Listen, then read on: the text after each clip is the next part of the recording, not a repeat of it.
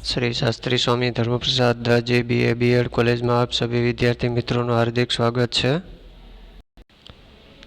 छात्रों और छात्राएं, कल हमने FYBA अनिवार्य हिंदी में यशोधरा मैथिली शरण गुप्त का जीवन कवन भाग 1 के बारे में अभ्यास किया था।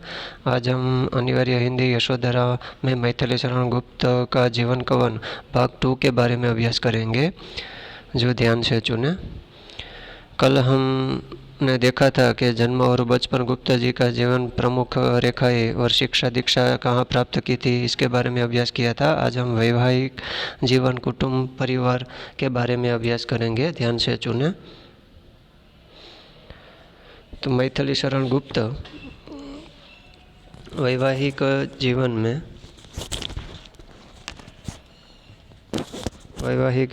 में मैथिली शरण गुप्त जी एक भेरपुरे परिवार के व्यक्ति थे और उनके 4 भाई थे। महारायदास, श्री राम किशोर, सियाराम चरण और चारुशीला चरण जी। उनके भाई सियाराम शरण गुप्त भी बचपन से ही काव्य रचना करते थे। बाद में वे हिंदी के ख्यात नाम लेखक कवि सिद्ध हुए। तो यहाँ मैथिली शरण गुप्त નું આખું પરિવાર જે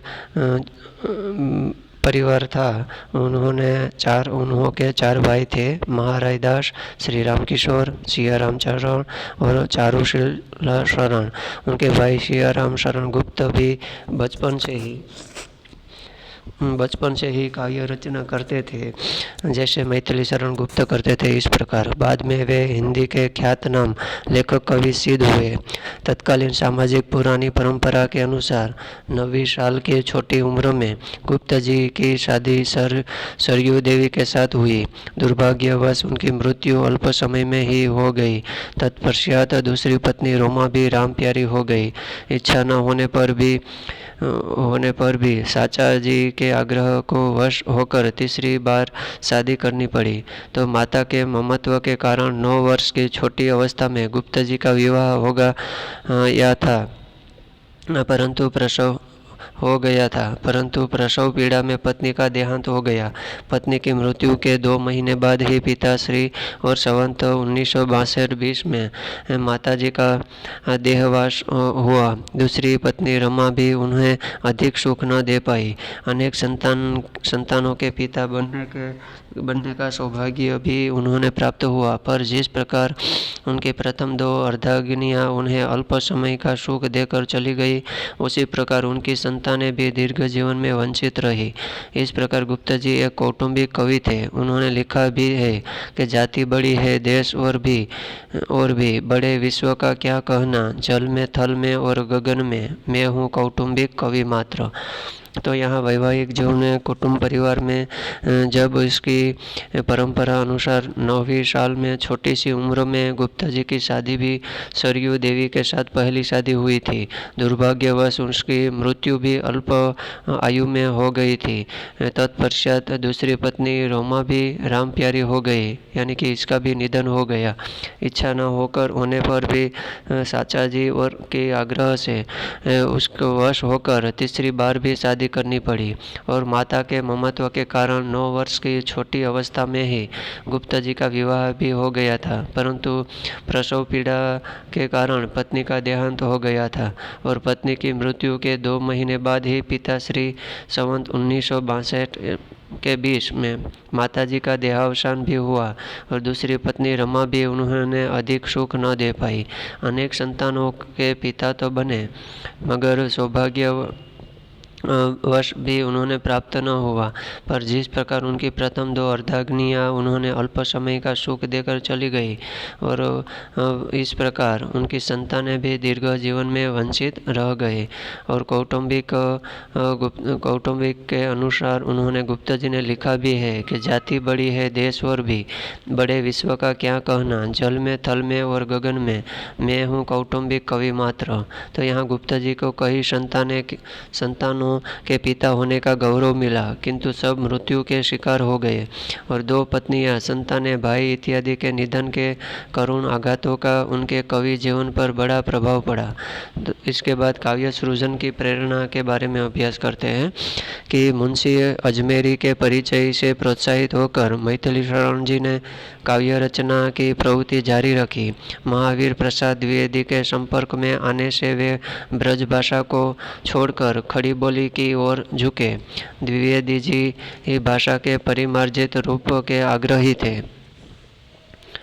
तो यहाँ पर जो काव्य सृजन की प्रेरणा मुंशी अजमेरी के परिचय के बाद प्रोत्साहित होकर मैथिली शरण गुप्त ने भी काव्य की रचना और प्रवृत्ति जारी रखी और महावीर प्रसाद द्विवेदी के संपर्क में आने के बाद ब्रजभाषा को भी छोड़कर उन्होंने खड़ी बोली की ओर झुके और द्विवेदी भाषा के परिमार्जित रूप के आग्रही भी बने। और गुप्ता जी ने अपनी हेमंत शीर्षक कविता सरस्वती में छपने के लिए भेजी, किंतु छपने में विलंब होता देखकर कन्नौज की मोहिनी नामक पत्रिका में प्रकाशित करवा दी। इस पर महावीर प्रसाद द्विवेदी को बहुत ही दुख हुआ, क्योंकि इस कविता को उन्होंने सुधार कर सरस्वती में छिपी थी। तत्पश्चात गुप्ता जी नियमित रूप से सरस्वती में लिखने लगे। इस प्रकार महावीर प्रसाद द्विवेदी उनके काव्य गुरु है। ज्यों-ज्यों सरस्वती में कविताएं छपती गई, कवि को लोकप्रियता और प्रतिष्ठा मिलती गई।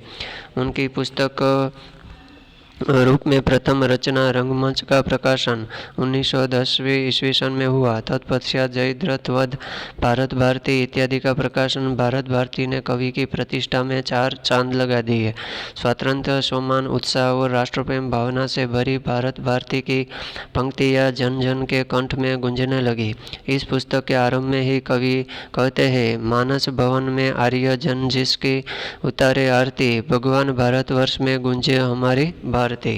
तो यहाँ मैथिली शरण गुप्त ने जब हेमंत कविता और सरस्वती की जो रचना की, तो ये छपने के बाद विलंब होता देखकर उन्होंने कन्नौज की मोहिनी नामक पत्रिका भी प्रकाशित की और महावीर प्रसाद द्विवेदी का बहुत ही दुख हुआ, क्योंकि इस कविता को उन्होंने सुधार कर सरस्वती में भी छपा दिया। तत्पश्चात गुप्ता जी नियमित रूप से सरस्वती में लिखने लगे और इस प्रकार महावीर प्रसाद द्विवेदी उनके काव्य गुरु भी बने। जो सरस्वती में कविताएं छपती गई, कवि को लोकप्रियता और प्रतिष्ठा मिलती गई। उनकी पुस्तक रूप में प्रथम रचना रंगमंच का प्रकाशन भी 1990 ईस्वी सन में हुआ था और तब इसके बाद जयद्रथ वध और भारत भारती इत्यादि भी प्रकाशित हुई। भारत भारती में भी कवि ने प्रतिष्ठा में 4 चांद लगा दिए थे। स्वातंत्र्य और सम्मान, उत्साह और राष्ट्रप्रेम भावना से भरे भारत भारती की पंक्तियां जन जन में भी गूंजने लगी कि मानस भवन में आर्य जन जिनकी उतारे आरती, भगवान भारतवर्ष में गूंजे हमारी भारती। तो ये पश्चात लगातार एक से बढ़कर एक कृतियाँ भी कवि ने लेखनी से जीवन में प्राप्त करके हिंदी साहित्यिक श्री वृद्धि में महत्वपूर्ण प्रदान करने लगी। पंचवटी, द्वापर, साकेत इत्यादि लोकप्रिय रचनाओं के कारण गुप्त जी ने हिंदी में लाडले कवि हो गए। तो यहाँ पंचवटी की रचना भी मैथिली शरण गुप्त ने की थी। द्वापर भी काव्य का भी मैथिली शरण गुप्त ने लिखा था और साकेत काव्य जो उर्मिला और लक्ष्मण की जो बात की गई, वो काव्य भी मैथिली शरण गुप्त ने लिखा था और इसके कारण वो गुप्त हिंदी के एक लाडले कवि भी माने जाते थे। इसके बाद राष्ट्रप्रेम एवं गांधी जी का प्रभाव। तो कवि गुप्त जी राष्ट्रप्रेम की भावना से रंगे हुए थे। महात्मा गांधी के विचारों एवं आदर्शों का प्रभाव उनकी रचनाओं में प्रतिबिंबित हुआ है। साहित्यिक जगत के उपरांत कवि को राजनीतिक जीवन का भी अनुभव हुआ। कई वर्षों तक राज्यसभा के सदस्य के रूप में वे राष्ट्रपति द्वारा मनोनीत नित हुए। राज्यसभा में भी इसका स्थान महत्वपूर्ण था। तो यहाँ राष्ट्र प्रेम एवं गांधी जी का प्रभाव भी मैथिली शरण गुप्त पर पड़ा है।